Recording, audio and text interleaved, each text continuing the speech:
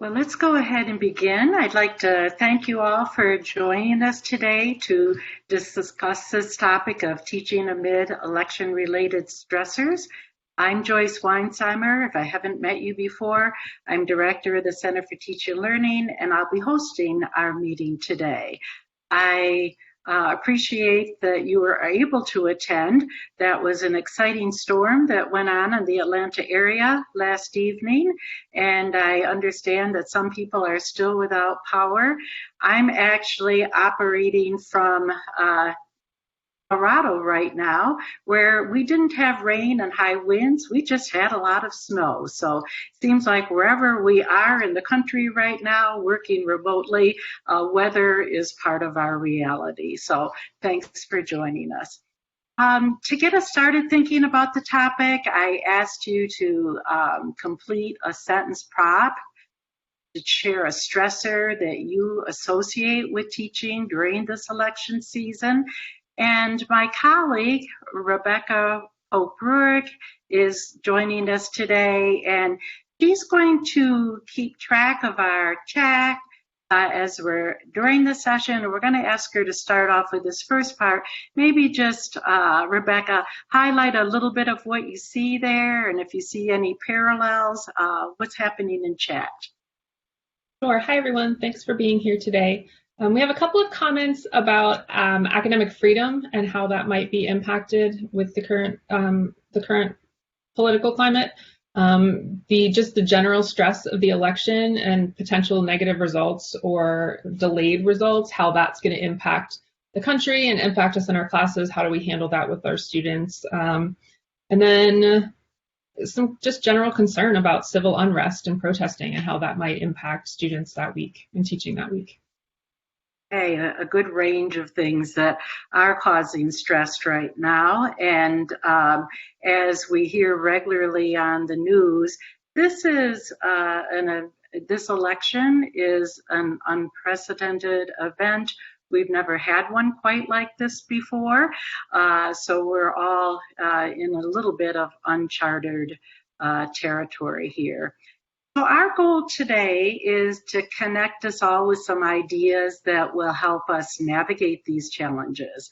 One lesson we learned from the 2016 election is that in our faculty roles, when we ignore these challenges, it serves no one well. One of the worst things we can do is pretend that nothing's going on beyond what we put in the syllabus when we were setting it up several weeks ago. Students get frustrated, even angry, when we ignore what's happening outside our course. So one strategy you might consider using as you begin your class during this election season is to find out what your students are using. Just like we did today, maybe put up a prompt that they can respond to as they're gathering to the class, whether it's in person or when it's remote. So you do what we call take the temperature of the class before you begin. It gives them a chance, it gives you a chance to acknowledge and realize what your students are experiencing before you jump into the course content that's scheduled for today. So we took a little bit of temperature check there. We checked the stressors. And now what I'd like to do is to invite each of our panelists to share some ideas about teaching during this election season. And we've encouraged them to take each a slightly different look at what's going on. For you as participants, I'm going to encourage you to use the chat space again. And at the end of our presentations from the panelists, we'll circle back to Rebecca and have Rebecca share some of the comments there, as well as the questions that you'd like to direct to the panelists. So With that, I'm going to scroll this down a little bit. I'd first like to introduce Gordon Moore, and we asked him to talk with us a little bit about how to teach inclusively during this time. We've got a diverse range of students with a diverse range of opinions, and that's one of the stressors that's there for us in our faculty role, I think, is how to be inclusive. So, Gordon, let me turn to you. Thank you. First of all, thank you for inviting me. And the faces that I'm seeing on this panel, I'm glad I'm going first because I think there are some distinguished folks on here that I respect a great deal in what they do in their work. Let me also say this. Let me preference the comments that I'm about to make over the next few minutes that I am not predicting a horrible outcome in your classrooms. The truth of the matter is we just don't know what's going to happen. What I do suspect is that we're not going to have every classroom is not going to erupt. But there may be some classes that have to deal with a disgruntled individual or individuals.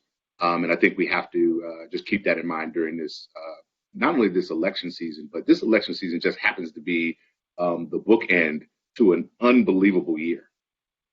And your students have had to be in the midst of this, right? Your students have literally thought they were going on spring break and, just getting away for a little while and coming back and never did in the spring, and had to quickly adjust and had to quickly move to a different system. And as they were trying to wrap up in the middle of a semester to have to do this and try to wrap this up with some of the challenges that they had to face on their own, as well as the challenges that some of you faced in the classroom and some of those intersections of those pieces. And then you get you make it through it.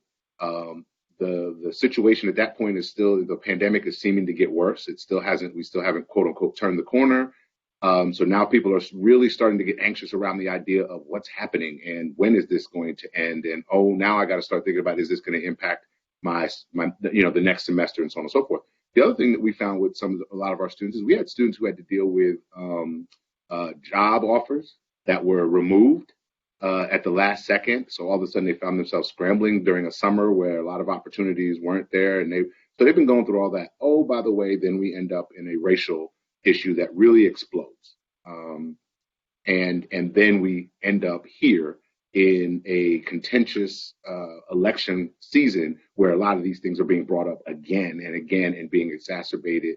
And I don't know how many of you, well, I know all of you have been witnessing the idea that you cannot turn on a TV, a computer, a laptop, anything, and not get political ads. I was joking with my wife the other day and saying, I wish, we early voted already. I said, I wish there was a button that once you early vote, you can just hit it and all commercials go away from all of your devices. To the point literally where, you're watching a show and you're watching the news, for instance, and every commercial in the commercial break is a political ad, and you just got through listening to nothing but politics on that piece. So even the getting away from it is not there. So you're kind of caught up on this. So there was two things that were thrown out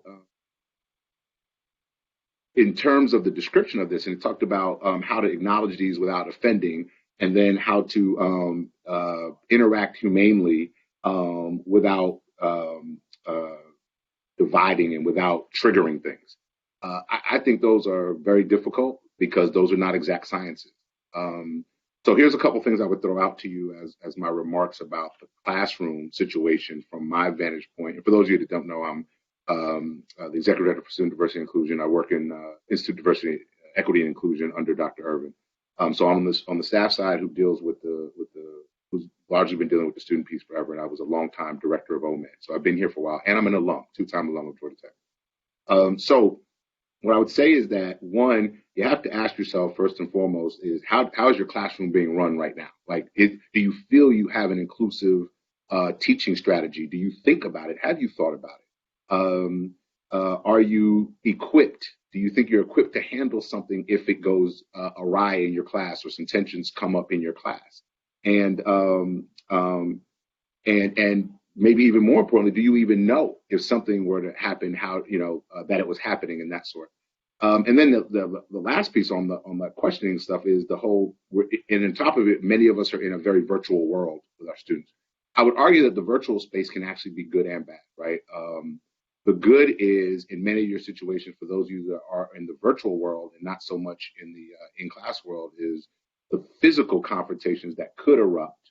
You hope it doesn't. Again, there's nothing in my mind that would make me think Georgia Tech students would break out in a brawl. But you know that some of that is reduced because people are not physically there. Even though we do know there has been a lot more cyberbullying in this virtual world. We've had a lot more, crashes and people crashing virtual meetings and things like that, especially when topics are around things like diversity and gender and politics and all that kind of stuff.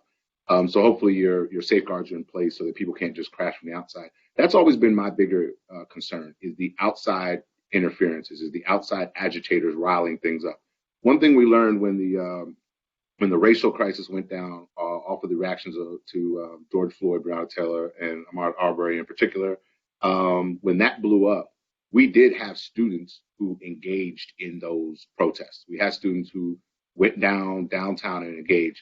That I know of, we don't know any students that were involved in any legal behavior or any of the violent behavior. In fact, a lot of the feedback we got from students was really around that the fact that for many of them it was the first time they ever engaged in a protest, and they had heard about these things but never had engaged, so they liked that part of it. And for the most part, their experiences were pretty good when they did those things. So again, there's nothing to lead me to believe that the Georgia Tech students are just going to blow up in an uproar. But I think the problem that we have is really not the lead up to. I think the problem is when it happens. And I saw something in the chat where they talked about what if there's a delayed response, which I think one way or another, I think all signs point to this is not going to be settled on election day. And I want to use that word, I want to use that terminology very clearly. This issue of who's going to be our next president is not going to be settled on election day, regardless of what the vote turnout is. I think you're going to have, I firmly believe that if Trump were to win, I think you won't have huge issues from the Biden side about the contesting of the election. But I think there's going to be, between voting, counting, and all this other kind of stuff, legal actions are going to be taken. So now what I don't know, and this is the big unknown, does that mean that we will have a delayed, so people will kind of hold off and kind of business as usual until these results play out? Or will this lead to a buildup depending on how long it plays out? And those are things we just don't know. And I think what you all as teachers and professors really can be the catalyst for us is you all will have a frontline seat as to if you see something going on, if you see some tensions boiling, if you see some kind of negativity. I'll tell you what I've learned in our virtual world is it's amazing. I've learned to just read people a lot more and pay attention to people's faces and body languages on the videos and things like that. I'm in more and more sessions where people are having these sessions where they require people to have their videos on so people can see what's happening with people and things like that. You have a lens in there. So even if you don't feel that you have the ability to handle it, letting folks know who are in these other spaces, student affairs and so on and so forth, about what you think you're sensing helps out the situation. I'll end on this. I know I had about 8 minutes, 10 minutes, so I'm going to end on this point for you is there are things in place. There are virtually every office that deals with students on this campus is prepped and prepared for any potential issues. And most importantly, folks are staffed, they're where they're supposed to be, and they're ready and have set up scenarios such that if students need to talk, if students need to come in, they have scenarios for them. And that's the big thing for me is the outlet, right? What is, if I'm feeling a certain way, do I have a place and space to go? And I think one of the challenges in our very virtual world is that a lot of times we just feel better when we can get physically in front of people and talk and things like that. I think the counseling center, I think the CARES program here at Georgia Tech have done unbelievable jobs of trying to ramp up and be ready for all different scenarios and situations. So I just want to give you the confidence that I think your organization, Georgia Tech, and the people who specifically deal directly with students, I think they're in play and they're ready for these things and ready to try to take on these pieces. So again, I challenge you to say, one, don't take on that which you can't. If you really don't feel you are equipped, if you see something happening, you're not equipped to it, go seek out help. Go talk to people who know what they're doing and can help you, either guide you or serve as an offlet for you. But most importantly, you're letting people know that you are seeing something. So that's a great thing. And the last thing I'll end on is the topics. Some of you are teaching courses that this naturally is a part of the topic structure. You're teaching a political science course. You're teaching a sociology course where these topics have been coming up and they're just designed in the flow. And you can go with that. You can go with the ebb and flow very easily. Some of you are, teaching thermodynamics and you're trying to figure out how do I bring up politics in this? So don't force the issue, but do not avoid the issue either. If you have students that you feel are having an issue or you see something, you're noticing something in them, feel free and be comfortable and confident to kind of reach out to them on the side and just say, hey, I noticed something. I just want to check in. Are you good? And, whatever they tell you, either way, know that you have resources to help out if you can't do it directly. And I'm gonna end on that so that my other esteemed colleagues can continue to present great things on great topics as well.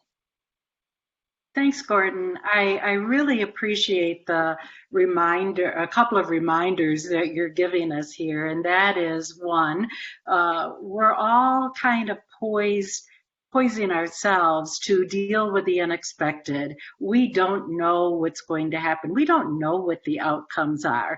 And that makes it tough. That's a stressor. We like to be prepared when we go into the classroom to handle whatever's there. And we're not quite sure.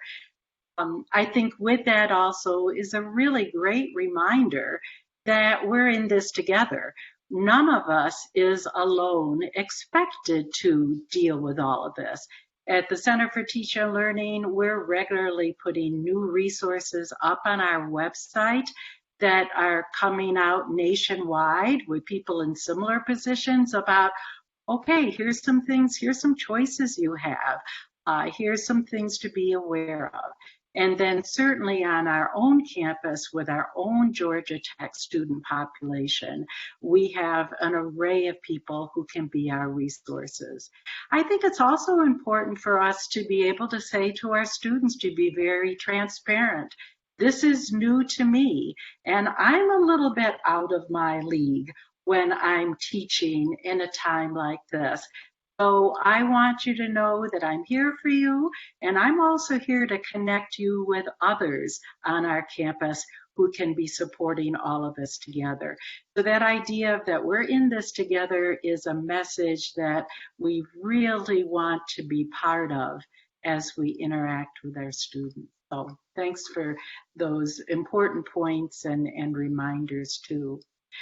Our next speaker that we're going to bring on is Zach Taylor, who I think, given his field, and Zach, I'll let you introduce this a little bit more, but he regularly gets the chance, I think, in political science to work with some rather tough issues and to think about how he's going to be inclusive and work with a diverse population on these issues. So Zach, tell us a little bit more what you do and how you typically handle things like this and what takeaways you might have for us that teach in rather different areas.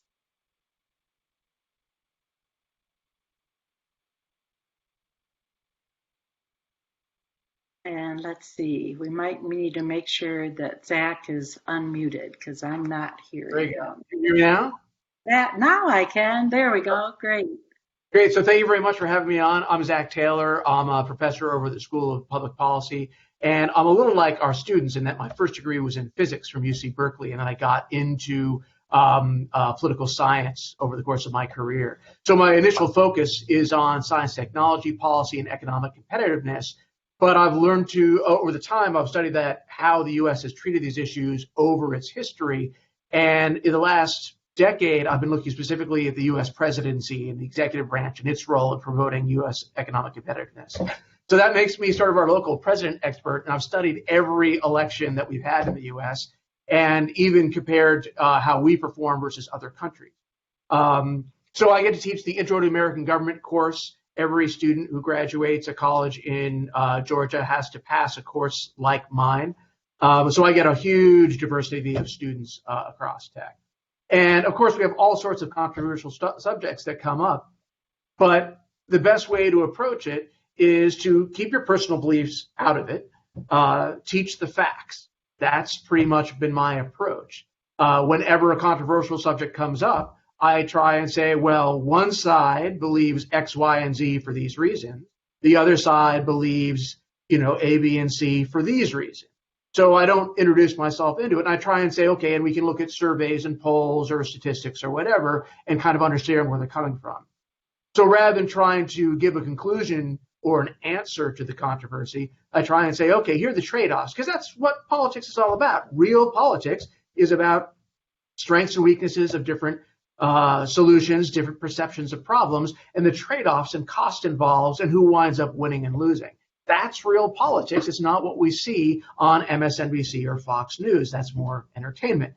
As far as this particular election, I would encourage folks, if your class does not naturally involve politics or policy, I would humbly advise people to steer away from it, because even well-intended smart folks who I know on campus who don't have a background on this will often tend to make misstatements about what's going on or the history of them.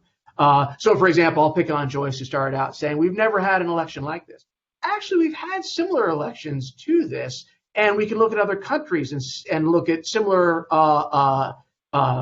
evolutions in history that mirror our own, and we can draw conclusions. We can do statistical analysis, we can do comparative case studies, we can look at polling data, and we can sort of get a sense of the possibilities. We can't tell the future, but we can sort of narrow down the choice set.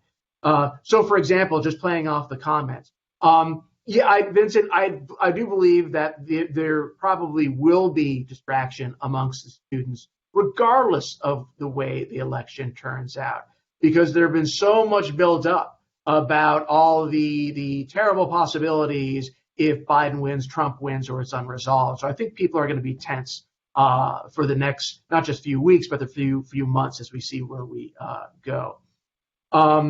Right now, the statistics and polling suggest that there's about a 10% chance, give or take, this is very rough, that Trump will win outright and will know Tuesday night or Wednesday by noon. There's about a 20% chance that Biden will win outright and will know Tuesday night, Wednesday afternoon. And everything else is we'll have to wait, because what you get on election night are projections. These are not results. They are not certified results. Despite what you're hearing from various media and politicians, the U.S. elections are covered by a combination of the Constitution, federal, and state law. And these dictate waiting periods, sometimes long waiting periods, for results to be counted and certified. So if we do not have a result on election night, that is not a nefarious plot to take control of the country. That is a standard election. We didn't know the results on election night in several of the elections in your own lifetimes. Think especially 2000 is a huge outlier. But it's common that we have to wait a few days, sometimes even a few weeks. A group of experts gamed out various scenarios in exercise in Massachusetts. A lot of folks from DC, MIT, and other universities. Their expectations were that if he does not win, there's a high probability that Trump will reject the results or protest the results. Some believe he will protest but nevertheless leave office. Others expect him to resist removal, and we'll go into sort of a strange area there. And the cues to look there, people believe, are what does the right do? How does Fox News frame the results? If they abandon Trump, then he loses a leg to stand on. Also, Republican leaders around the country, folks like McConnell, Lindsey Graham, senior party members, governors, mayors, Republicans. If Trump says, I don't accept this result, this is a bad election, I should stay in power, what do they say? Because Trump cannot act alone. He needs to sort of have the support of his party to back whatever his play. And I'll probably hold some sort of town hall for my Intro to American Government class afterwards, sort of discuss different possibilities. But we've got examples around the world and in our own history of where stuff has gotten weird, and we get a sense of what might happen. I'll stop myself because academics have a tendency to blather on, and I don't want to be one of them. But I can address some of the other questions in the chat. We've got examples and information on protests and activity and that sort of thing, but I'll stop myself here. Hey, thanks, Zach. And you're right. It's so easy to think that we're in a totally unique time, but we've had different versions, different paths, and I think it's good to remind ourselves and our students. It does seem like we've got an unusual conglomeration of things with a pandemic, an election, social unrest, and yet we've had several different types of conglomerations in the past. They might have been slightly different, and we as a society have been able to deal with them, and that's important for us to keep in mind. Our next panelist is Kim Cobb, who's the Georgia Power Chair and Advanced Professor in Earth and Atmospheric Sciences, and we asked her to talk about connecting course content to the election season. I think Kim gets to do this because as a climate scientist who teaches about climate change, the election season is definitely drawing her course content into regular news reports and regular everyday conversations. So Kim, can you share with us, because you teach one of the hot topics that is hot for both political parties. How do you integrate all of this, or not, into the teaching you do? Thanks so much, Joyce, for holding this very timely and important event to open these discussions amongst faculty who are facing students in the classroom on a regular basis, as well as many of the staff folks I see on the line who are interested in how they can be a part of this and support campus through this time. I think this is a great event, and I'm honored to participate. So I think with the caveat that, of course, my experience may not be representative of many other folks who are teaching these topics in the classroom right now, I'll provide a couple words. Some of my opening remarks very much are already covered by professors before me, so I'm going to be brief. But I do think it's important to remember the role that we have of reflecting back to our students that we are not robots either, that we absolutely are walking through this with them, that they are not alone. I think it does go a long way to open classes with an acknowledgement that this is an exceedingly rough time for us as faculty members and for them as students, and to again remember to point them to resources around campus for assistance with mental health or any of the other related acute challenges they may have, and to open your door, whether it's electronic or in person, for a quiet chat about some of the things that they are struggling with. I do think that in this remote environment, in this pandemic, they are looking for some touch points, and it's important to recognize the roles that each one of us can play in inviting that proactively. So those are one important thing. And then I think moving on to the topic of the moment that Joyce was talking about with climate change and how it comes into the classroom and how politicized it has become. This is definitely not the first moment in my time as a faculty member teaching about climate that I've had to reflect on how I have positioned content in the classroom, how I have thought about creating inclusive environments for discussion among students, how I have been challenged to think about the political views and different ideologies of the students that are in the classroom with me while we cover some of this content. And then there's also a very other important consideration which comes into the content I teach, which is about students' emotional states when faced with some of the very alarming facts surrounding the pace of climate change and the impacts that are raining down. And Joyce opened this whole session noting about the disruptive weather events that are raking over our nation this semester. And some of those have landed very close to home. Louisiana is still unpacking from 2 previous hurricanes, and now this is the 3rd to hit their coastline just this season alone. The wildfires raging across California and the western United States. These are things that are absolutely climate related, and I think when students hear mention of those things explicitly in my classrooms, they may have family members tied up in these things, friends. They may be worried about their own safety through these kinds of weather-related disasters in the southeastern U.S. And so I think that's another kind of layer to remember, that when I pile on some of this information, it can be very overwhelming. So this is an acutely overwhelming time, and the content that I'm presenting is acutely overwhelming. So that goes towards that reading the room, making sure that you're being empathic, making sure that you recognize and say the words that you also find this overwhelming, that, this is content that while we must digest from a factual perspective is very overwhelming. So a couple just very concrete things I would say about teaching facts that have been overtly politicized as they are being this fall with respect to climate change. One of the ways that I like to remind my students that we're all, what the foundation is for instructional delivery of this is reminders about information literacy during this season. And, information literacy is a critical skill that they can gain here at Georgia Tech. We hope that they do across their entire experience. But reminding them about some of the ways we can determine information from misinformation, some of the assessments we can bring to the facts that are presented on both sides. I think that's always welcome in the classroom and extremely important when we're teaching about related politicized facts like climate change. So that's one way that I've sought to provide some resources and reflect back to them, equip them with some specific tools. The other thing is about,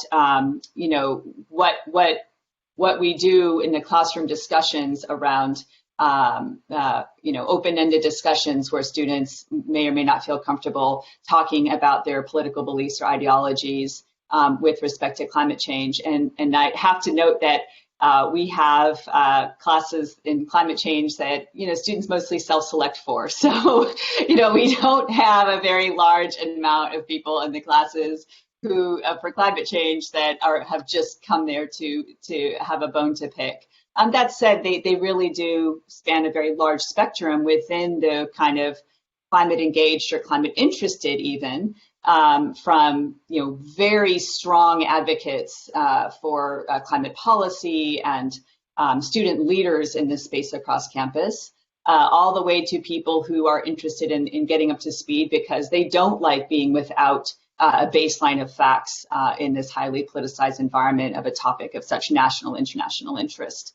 So, dealing with that full spectrum in the classroom can be challenging. Some students are bringing highly politicized information into discussion, and some students are rightly feeling overwhelmed or like the classroom space is perhaps being misused.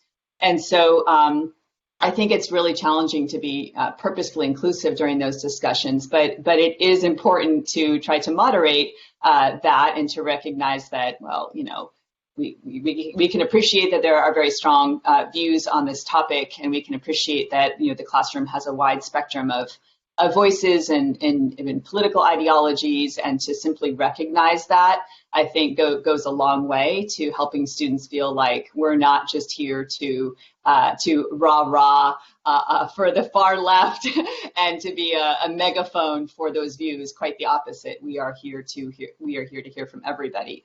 Now, there's a real danger when you enter into that kind of framing that you get into what we call in climate science both-siderism. And both-siderism is a thing in climate because it has long been the practice of traditional media outlets when discussing climate change to make sure that they have a comment on, the climate change believer side and a comment from the climate change skeptic side, and that is fair and balanced journalism.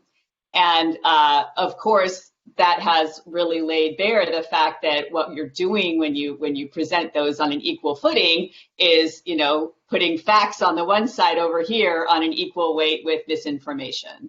And we have to be very careful in a classroom not to make that mistake. Absolutely, as Professor Taylor was saying, our job is to deliver the facts. And so we cannot engage in both siderism on something like climate change discourse in our classrooms.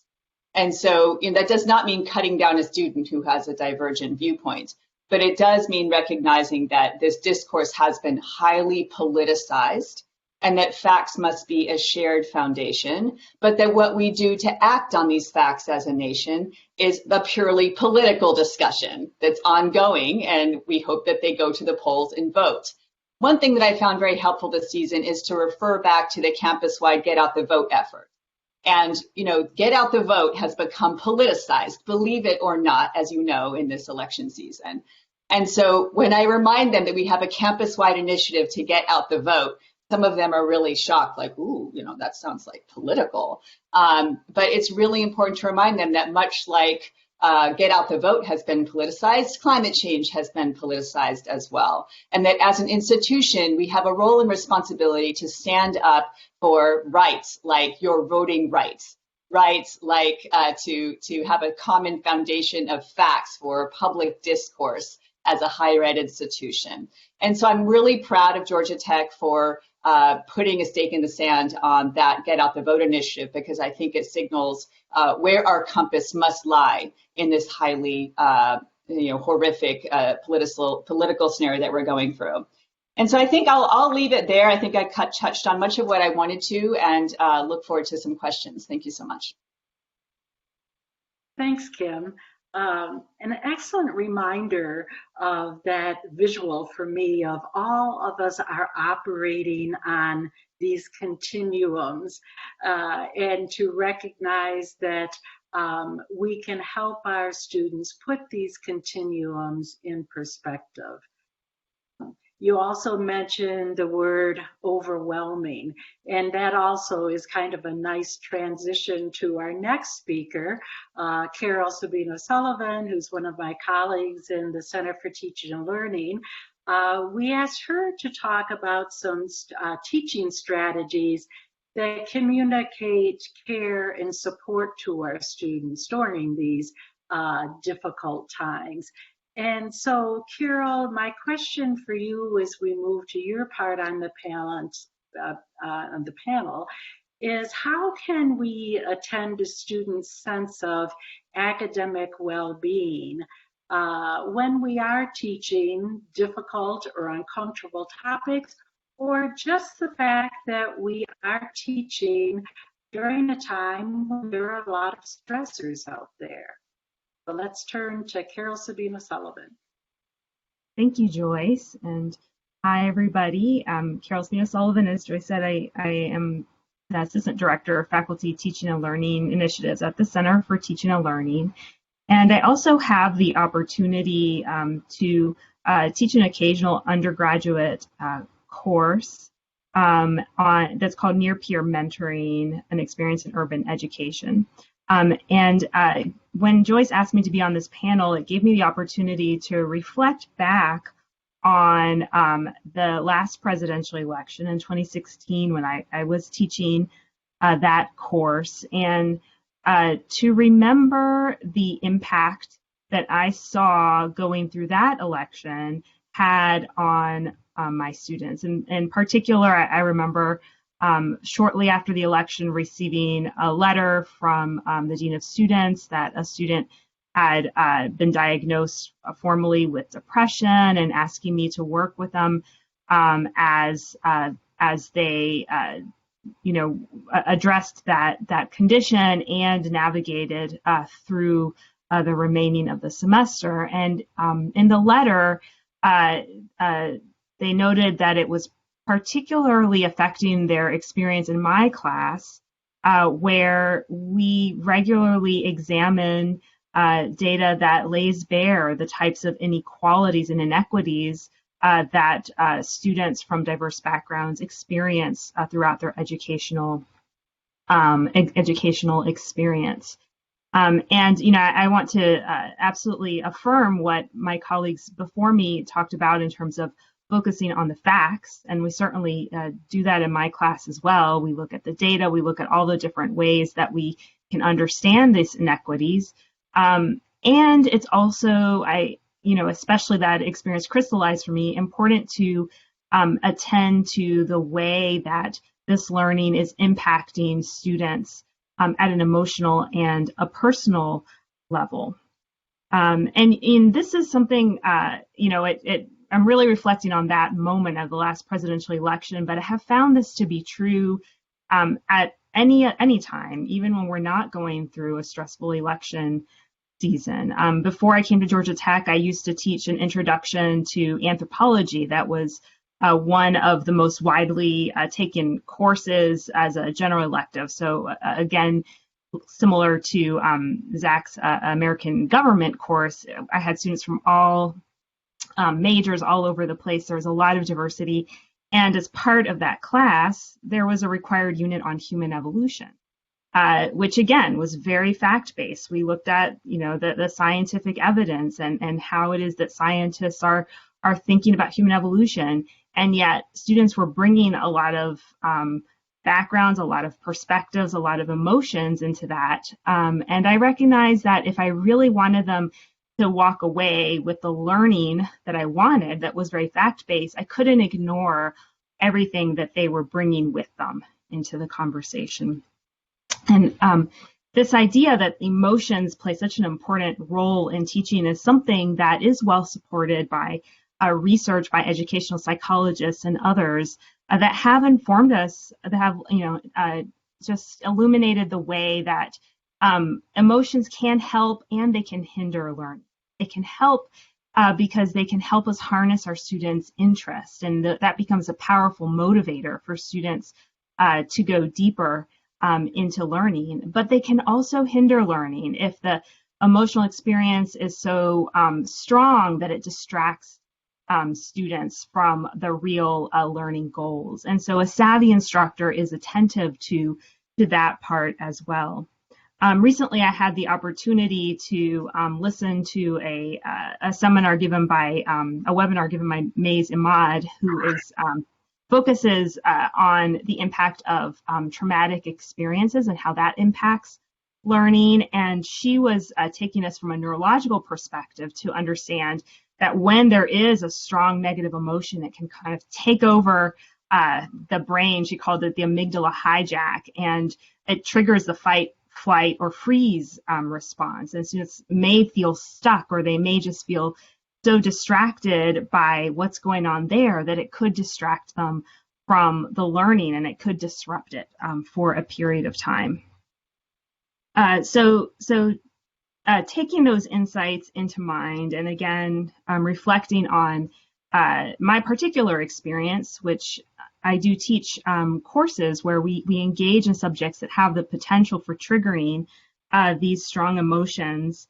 I really think about the types of extra care that I need to take for students in order to kind of lay the ground so that they're ready to engage in learning and to think about the information that we're focusing in the class. And I want to offer a couple of different sets of strategies that I have tried out in my classes and found useful, and that I think are pretty flexible, so that they could even be used in some cases, even if your class doesn't deal with subject matter that kind of naturally lends itself to engaging in these topics.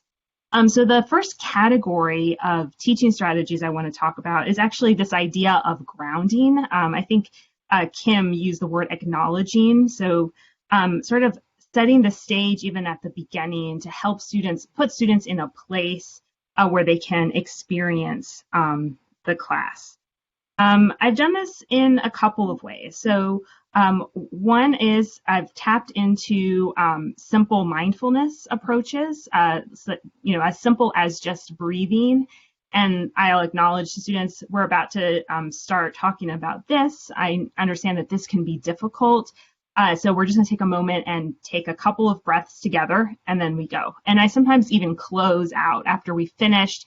I might acknowledge this may have stirred up some strong feelings. Let's take a moment or two and just breathe before we go on to the next topic. And it just kind of allows students to gather their thoughts and really help themselves to be present.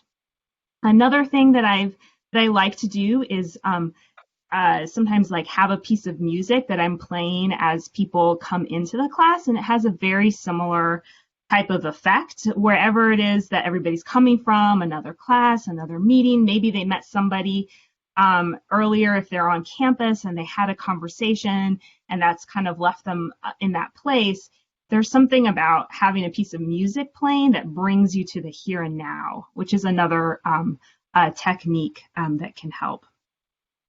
And finally, I often will set ground rules really explicitly, especially if I know that we're going to be heading into a potentially sensitive discussion. I'll invite people to listen, to be accepting, to be ready to offer critical perspectives, but to do so in a civil discourse, and also to respect each other's privacy. That's I find that to be really important, just so that we can set not just that I am going to be attending to the care for each of my students, but so that we all as a community have a role to play in caring for each other.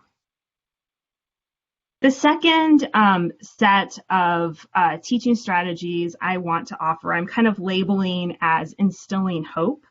Going back to that webinar from Mays Imad, that was a principle that she shared with us that's really key for helping to move students out of that fight, flight, or freeze state, is kind of helping them to focus on something else, something that feels hopeful. And I also think about the wisdom of Bell Hooks.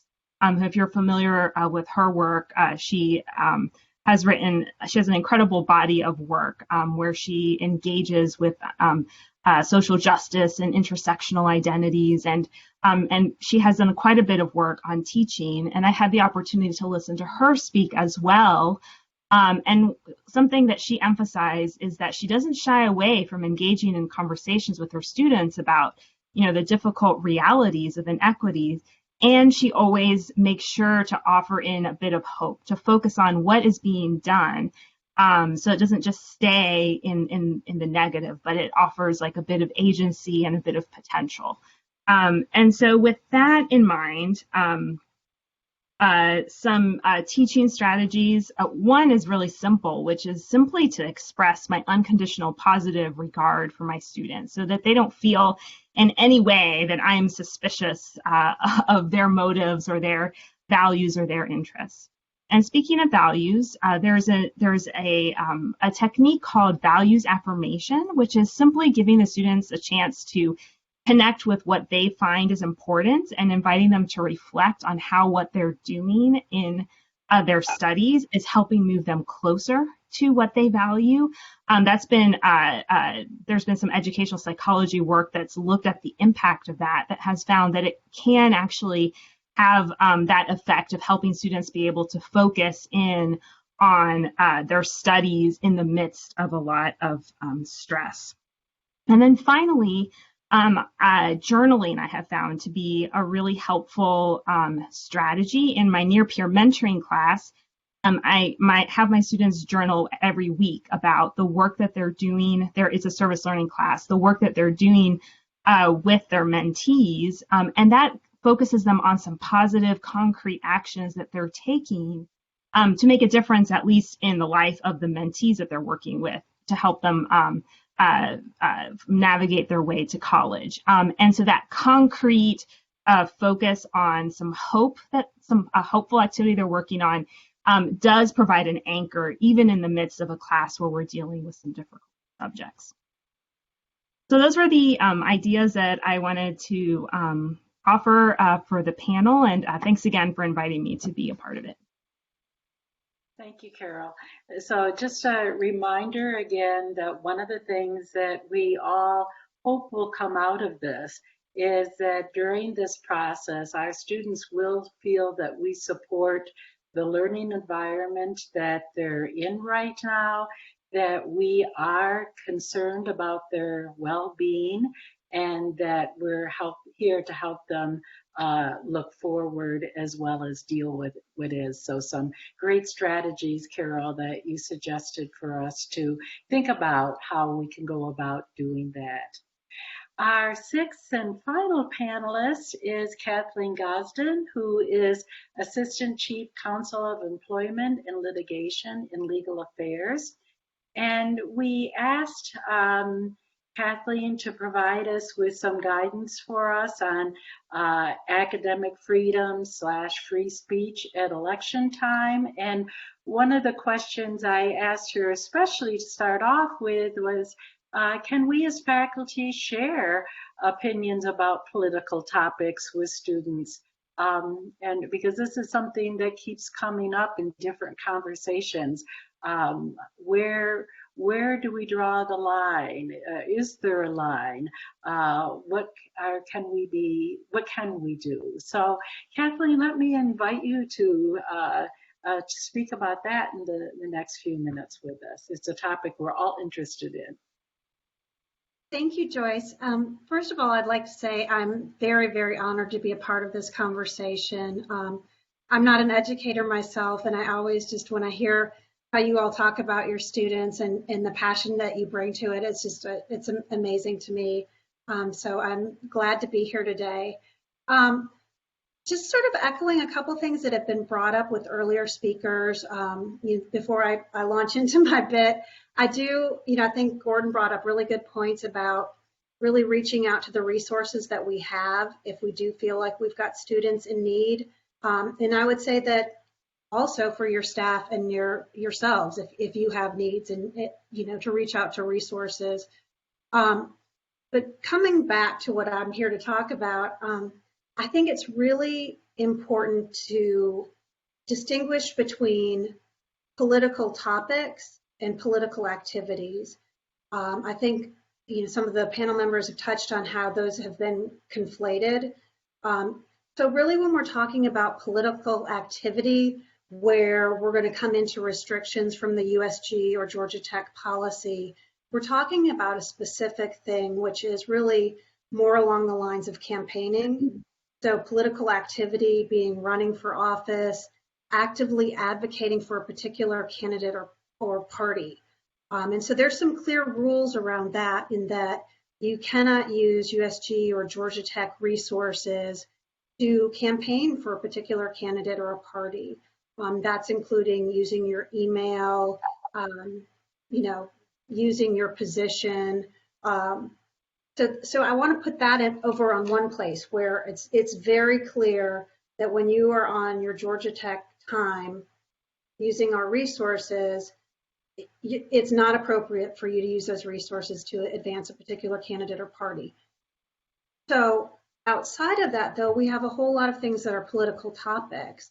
And I think, Kim talked really eloquently about that, of topics that have become politicized, but are not political activity in and of themselves. They may have been co-opted as partisan ideas.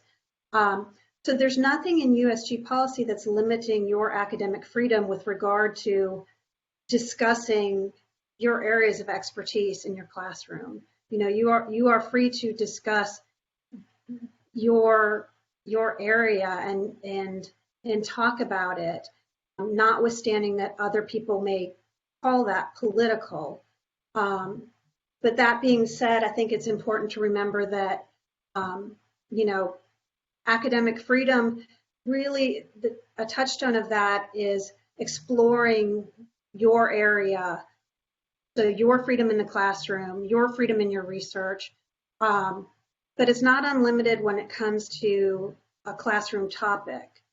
So I think it's great for acknowledgement of checking in with your students, what's going on with them, making sure that they're okay, but not to bring in controversial topics that are not germane to the class. And so I think there's some classic examples from court cases, which are, bringing up ideas of religion in a math class and things like that. So there are limits to, things that may be outside of what is the scope of the class.